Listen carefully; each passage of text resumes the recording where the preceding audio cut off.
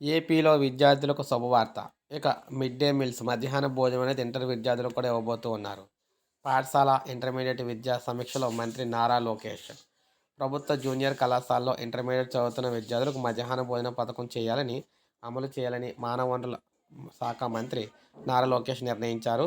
గత తెదేపా ప్రభుత్వ హయాంలో 2018లో వీరికి ఈ పథకం ఉండేది. అప్పట్లో కళాశాలలో హాజరు గణనీయంగా కూడా పెరిగింది. 2019లో జగన్ ప్రభుత్వం ఈ పథకాన్ని రద్దు చేసింది. మళ్ళీ తెదేపా అధికారంలోకి వచ్చాక ఈ పథకాన్ని అమలు చేస్తూ ఉన్నారు. పాఠశాల, ఇంటర్మీడియట్ విద్యపై నిర్వహించిన సమీక్షలో ఆయన ఈ విధంగా ప్రకటించారనమాట. 10వ తరగతి పూర్తి చేసిన పేద విద్యార్థుల్లో డ్రాప్ అవుట్స్ ఎక్కువగా ఉన్నారు. ప్రభుత్వ కళాశాలలో మధ్యాహ్న భోజనం అందించడం ద్వారా డ్రాప్ అవుట్స్ను కొంత తగ్గించే అవకాశం అయితే ఉంది.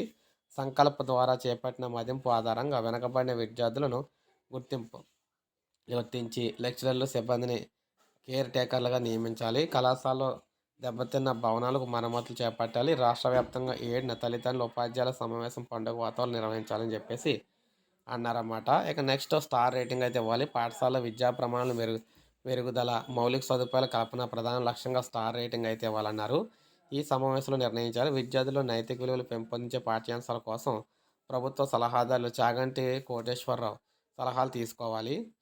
ఇక విద్యార్థులకు జపనీస్ విధానంలో జీవన నైపుణ్యాలు అలవర్చేలా చర్యలు తీసుకోవాలి. పాఠశాల విద్యకు గొడ్డలు పెట్టుగా ఉన్న ప్రభుత్వం తెచ్చిన జీవో 117ను రద్దు అయితే చేయాలని నిర్ణయించింది.